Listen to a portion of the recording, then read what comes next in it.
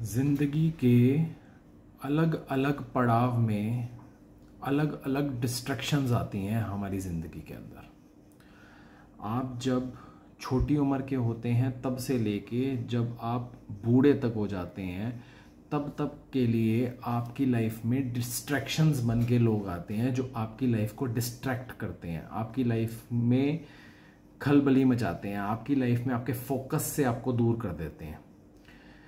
सबसे पहले हम बचपन को लेते हैं। जब आप छोटे होते हैं, जब आपकी छोटी उम्र होती है, आप लगा लीजिए जब तक आपका स्कूल ओवर नहीं होता, उस एज तक में 3-4 चीज़ें बहुत कॉमन है। भाई तू पतला हो गया, भाई तू मोटा हो गया, भाई ये लंबा नहीं हुआ, भाई ये छोटा रह गया, भैया एग्ज़ाम कैसे चल रहे हैं, भैया मार्क्स कितने आए हैं, अंकल आंटियाँ पूछ रहे हैं कि हाँ जी आपने क्या करा, पढ़ाई कैसी चल रही है।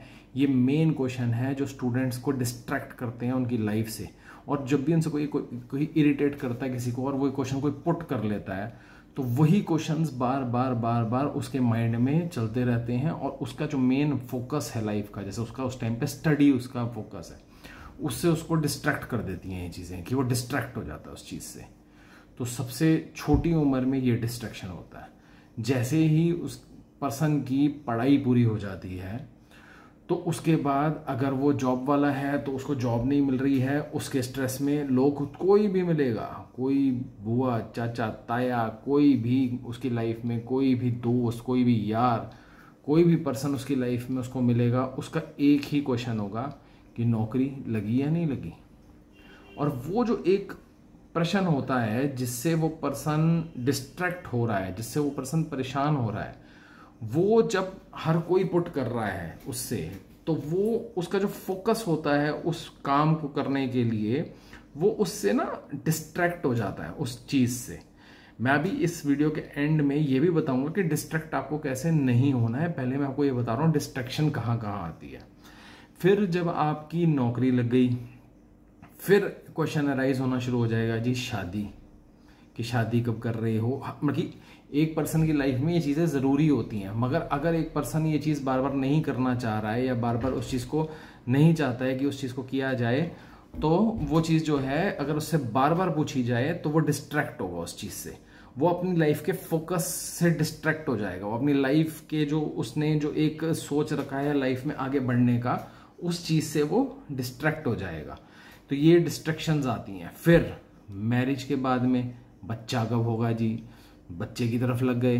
किसी हर एक की लाइफ है, किसी की लाइफ में कोई जल्दी करना चाह रहा है, कोई जल्दी नहीं करना चाह रहा है, किसी की कोई प्रॉब्लम है, किसी की कोई प्रॉब्लम है, कोई नहीं चाहता उसको करना जल्दी से, या किसी के कुछ प्रॉब्लम्स हैं। तो हर कोई क्वेश्चंस में कंफर्टेबल नहीं होता, वो अपनी लाइफ में कुछ अपने मकसद को पाना चाह रहे हैं। कई बार ऐसा होता है कि हस्बैंड वाइफ मिलकर कुछ करना चाह रहे होते हैं, बट जब ये बार बार क्वेश्चन अराइज होता है तो फिर उनकी लाइफ में वो डिस्ट्रैक्शन आती है। इसके बाद में जब बच्चे हो गए जी, बच्चे थोड़े बड़े हो गए, तो बच्चों की स्टडीज से रिलेटेड क्वेश्चंस, फिर बच्चों, पहले तो सबसे पहले बच्चों के एडमिशन से रिलेटेड क्वेश्चंस, स्कूल कौन सा है, कैसा है, आजकल इतना कॉम्पिटिटिव वर्ल्ड है।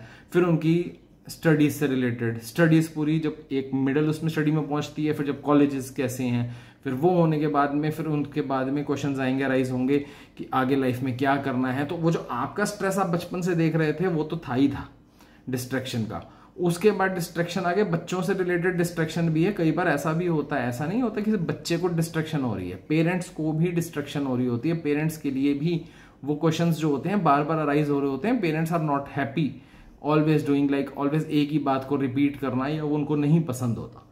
फिर उसके बाद में आता है आगे आपका मिडल एज आ जाती है। मिडल एज से रिलेटेड आगे ये होता है कि आप आगे अपने बच्चे की जो शादी कर रहे हैं उससे रिलेटेड आपसे क्वेश्चंस, और मतलब आपको मैं ये इसलिए सब बता रहा हूँ क्योंकि ये सब चीज़ें आपकी लाइफ में आपको डिस्ट्रैक्ट करती हैं, आपके मकसद से आपको हिलाती हैं, आपके मकसद तक आपको पहुँचने नहीं देती। और वो लोग जो आपको बार बार डिस्ट्रैक्ट करते हैं वो चाहते हैं आप डिस्ट्रैक्ट हो, वो चाहते हैं आप अपने मकसद तक ना पहुंचो, इसलिए वो वही क्वेश्चंस को बार बार अराइज करते हैं आपकी लाइफ में कि आपकी लाइफ में आप पीछे ही रहो, आप आगे ना बढ़ पाओ।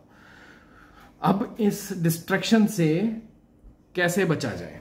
इस डिस्ट्रैक्शन का सबसे मेन बेस्ट तरीका होता है कि आप अपनी लाइफ में ये सोच लें कि आपको सुनाई देना बंद हो चुका है। आप सिर्फ वही सुनेंगे और वही करेंगे जो आपके गोल या आपके मकसद के लिए सही है।